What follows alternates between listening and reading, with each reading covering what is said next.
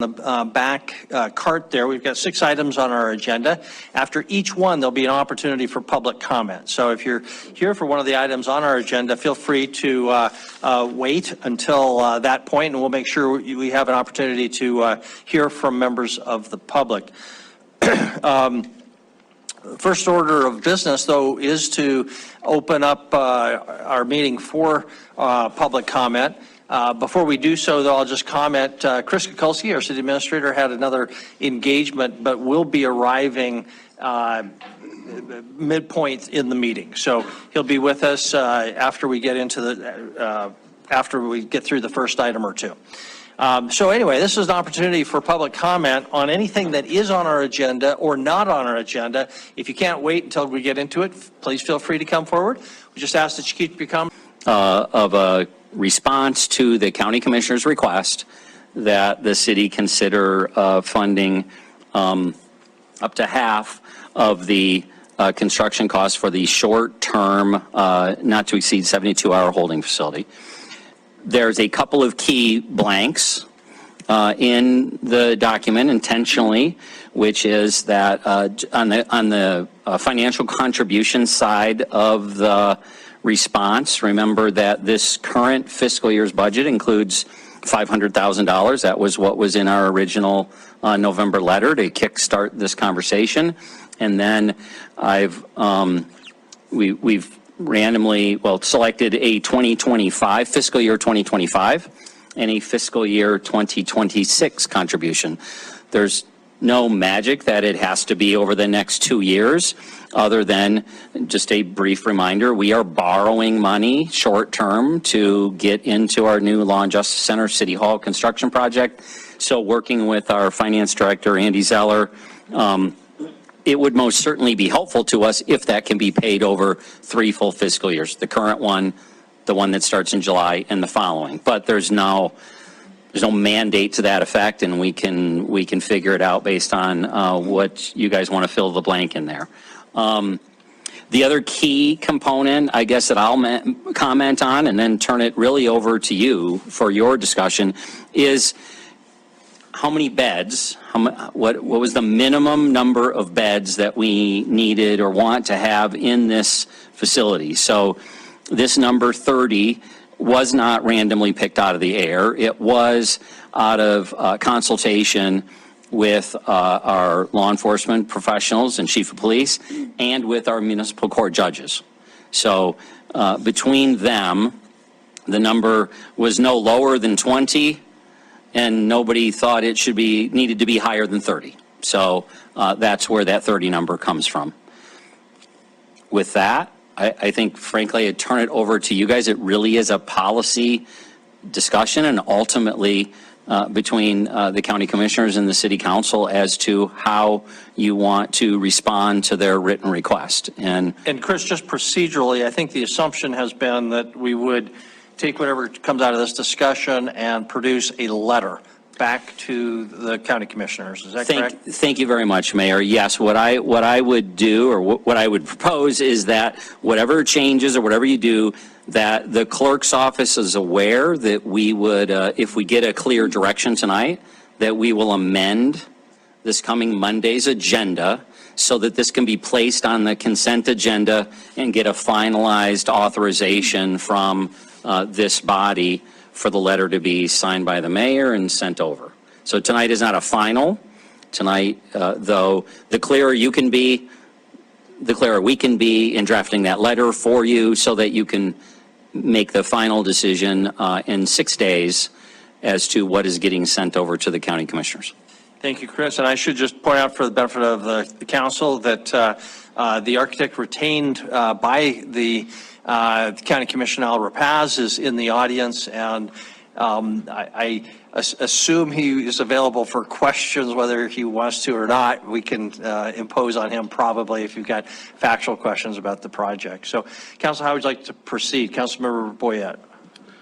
Thank you, Mayor. This started November 7th, and this is finally where we get to talk about this, but it says an additional transfer of X for 2025 and a number X for fiscal 26. I'd like to plug a number in of 500,000 for 25 and 500,000 for 26, making a total of $1.5 million, and that would be my motion to give council direction.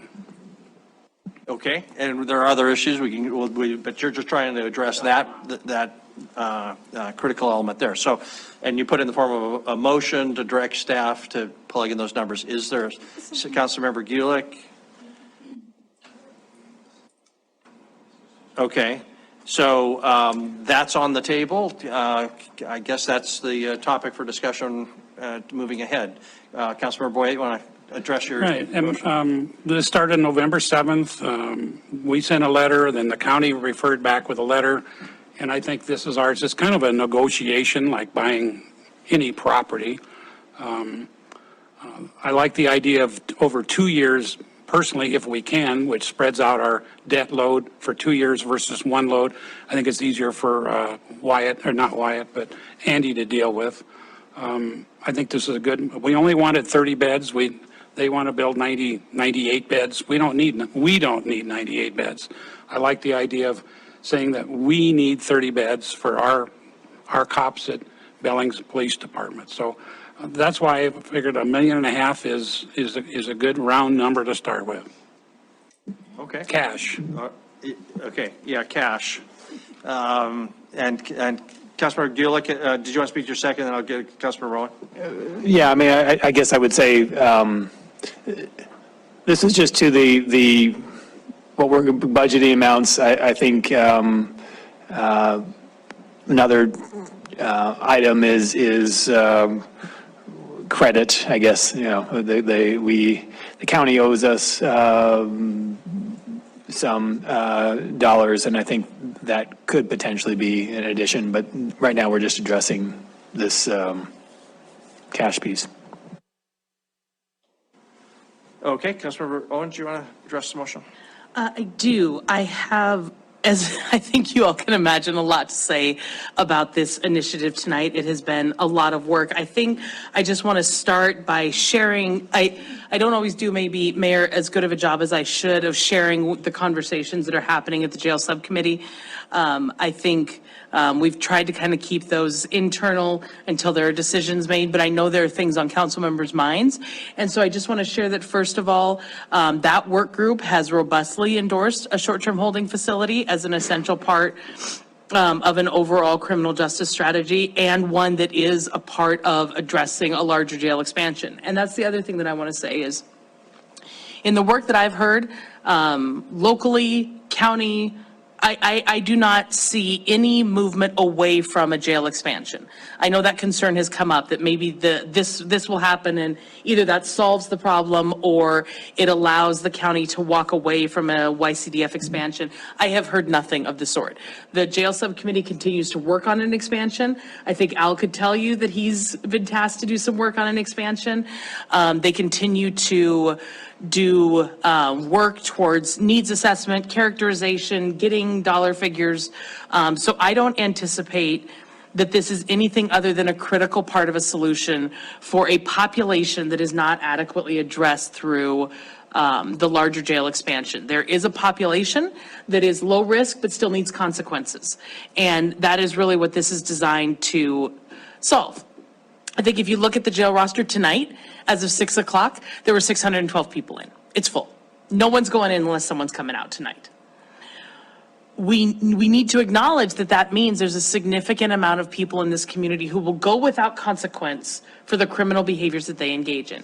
And that many of those are the type of things that affect our quality of life. And I say this all as a way to lead up to, we have to get this done.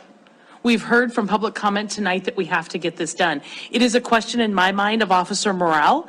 We have in our jail subcommittee heard from the union as well as leadership representatives who said there's a frustration on our police force, that they are mocked, that they are disrespected, that they are not able to arrest, that they're not able to do their jobs. And that is going to affect recruitment. It's going to affect, if we want to fund more officers, and I do think we should, we can't fund them and not give them the tools they need to do their job. They need the power of arrest. There needs to be the ability to put someone in overnight and have them see a judge the next morning. If you look at the jail roster tonight, you will see people sitting on 12, 15, 20 failures to appear.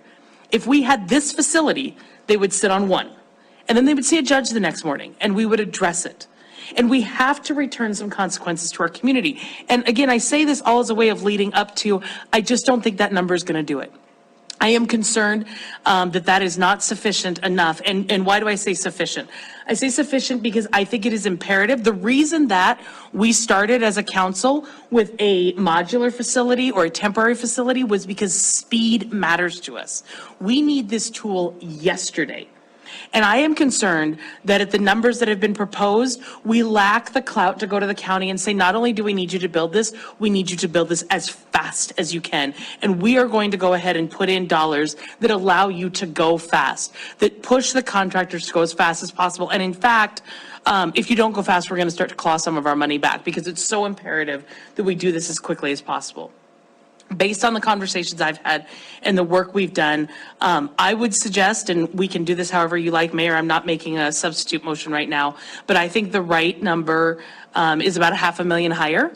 And I am agnostic as to whether or not we were to do $500,000 this year, $1 million in 25 and $500,000 in 26, or if it were $500,000 this year, 750. I'm not sure it matters, other than I think it is critical that we be able to go to the county and say, we are going to help you fund this, but you must go as fast as you possibly and safely can. So that would be, I think, the concern that I would express about the motion that's on the table, that we're just not bringing the seriousness that we need to get this job done. And I think an additional $500,000 makes us more serious. Thank you, Mayor. Okay, thank you. I saw Councilor Esmolater's hand up. Thank you, Mr. Mayor, and I would echo virtually everything that Councilwoman Owen said. I don't think that this is a number that is going to get this project across the line. From the conversations I've had with the people across the street, I don't think this is a starter. They've asked us for $3 million cash. For us to get this across the line, I think we have to come to the table with $2 million in cash. And then this debt that Ed referenced, I think that's the ambiguous thing out there that isn't everybody's mind going to be included with whatever offer that we come to, clearing the debt. This most certainly is a tool that we need to re-equip our officers with. We can spend $1 million or $2 million in putting more police on the street, but we're not going to be able to hire those folks because they can't do their jobs and they don't want to come to work in a place that they can't effectively do their jobs. And we're not going to be able to retain the ones that we have as they continue to be disrespected and feel that council is not doing everything in our power to give them the tools to do their job effectively and protect our community. This is not something that I'm interested in playing chicken with the county commission over $250,000 in 25 and $250,000 in 26. That's less than $1 million. Less than $1 million. On a $400,000 house, that's like 2 large-sized pops at the come and go. I'm not trying to trivialize the number, but in reality, we're going to play chicken with the commission over $250,000 a year and risk public safety and the credibility of the city council and the city of Billings with our residents. That's not something I'm interested in, and I would make a substitute motion to change the numbers to $750,000 in fiscal year 25 and $750,000 in fiscal year 26. Okay, so substitute motion to change to 750 and 750. So to total, is there a second on the motion? Yes, second. Second by Councilmember Owen. Okay. You've already spoken to your motion, I'm assuming, and you did too. So will Councilmember Kennedy, you had your hand up. Councilmember Joy.